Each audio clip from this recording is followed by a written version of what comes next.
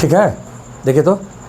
Hello प्यारे बच्चों, कैसे हो आप लोग। मैं आपका मित्र, आपका भाई, आपका ट्यूटर राजीव सर। आज मैं आपको कक्षा 10वीं बिहार बोर्ड पाठ 1 वास्तविक संख्या का प्रश्नावली 1.1 का प्रश्न पढ़ाऊंगा। मैं प्रश्न पढ़ाने के तो मूड में नहीं था, मैं केवल आपका कॉन्सेप्ट क्लियर कराना चाहता था, परंतु आज मैं आपको प्रश्नावली 1.1 से संबंधित कुछ क्वेश्चंस भी कराऊंगा। तो आइए, पहला क्वेश्चन है, निम्नलिखित संख्याओं का एचसीएफ ज्ञात करने के लिए यूक्लिड विभाजन एल्गोरिथ्म का प्रयोग कीजिए। बाहर निकाल के लगा दो।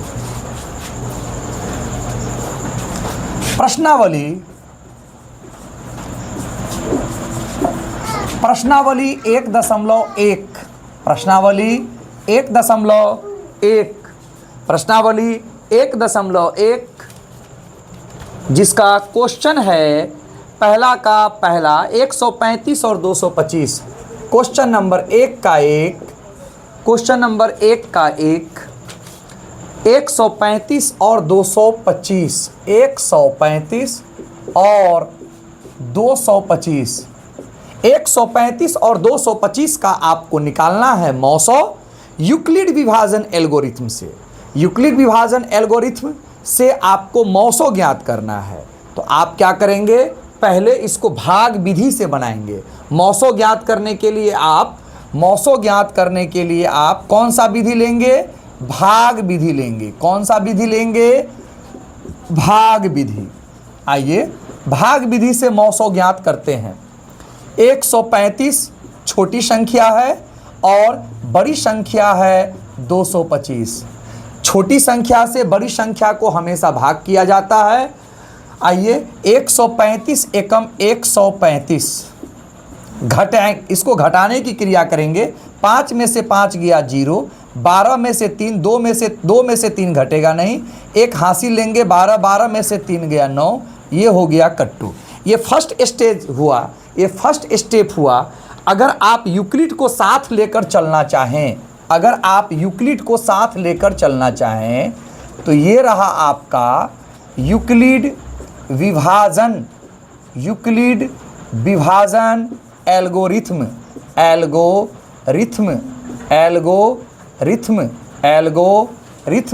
से।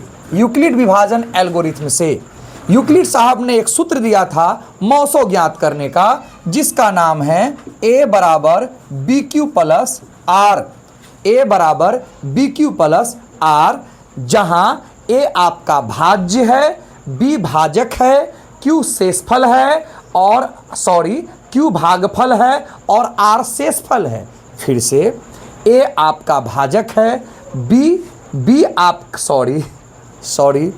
a आपका, मैं लिख ही देता हूं, a आपका भाज्य है, b आपका भाजक है, q आपका भागफल है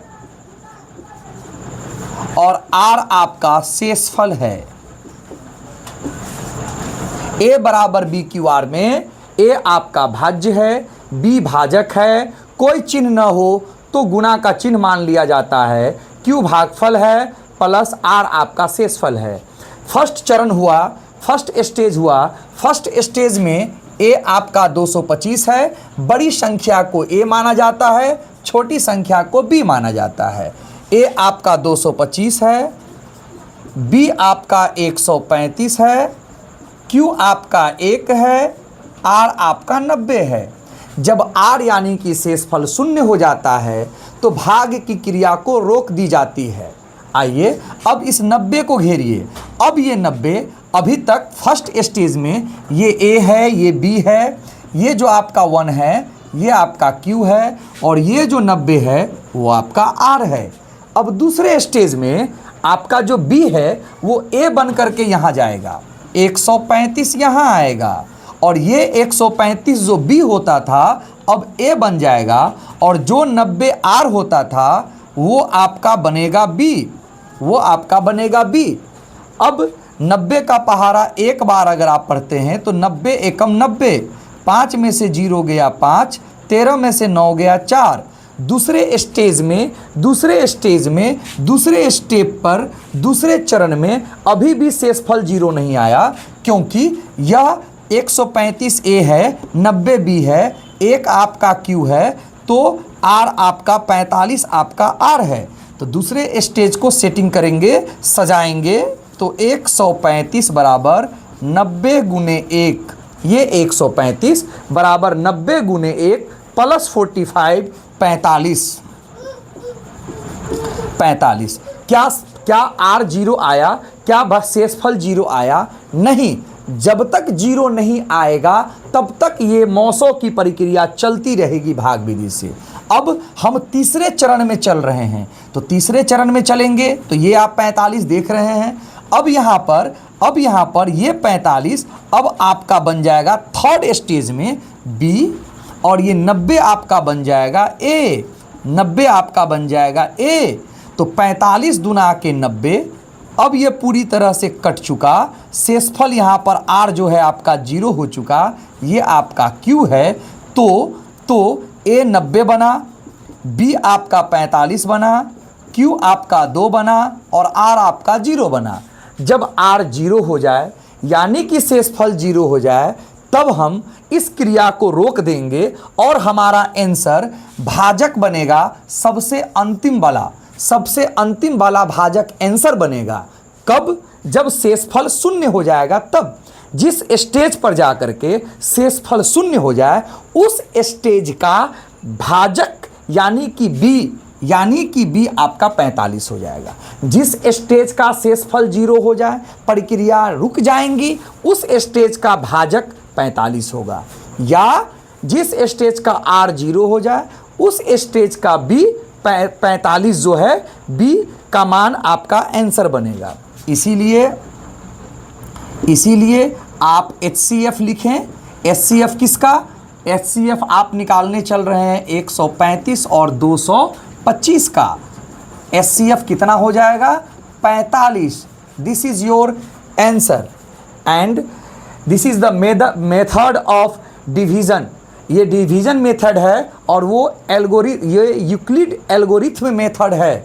इसमें आपका मौसो भी हो गया 45, सबसे लास्ट का B। इस प्रकार यूक्लिड विभाजन एल्गोरिथम से मौसों निकालने के लिए आपको हर हाल में भाग विधि बनाना पड़ेगा। भाग विधि से मौसों निकालने आपको आने चाहिए। तो मेरे प्यारे प्यारे बच्चों, आज मैंने प्रश्नावली 1.1 का पहला क्वेश्चन का पहला पॉइंट पहला क्वेश्चन 135 और 225 को मैंने आपको भाग विधि से और यूक्लिड विधि से मौसों निकाल करके दिखलाया। मैं आपको पूरे चैप्टर को नहीं पढ़ाऊंगा, मैं केवल VVI चीज़ों को बताऊंगा और कभी कभार कुछ क्वेश्चंस को मैं टच करूंगा।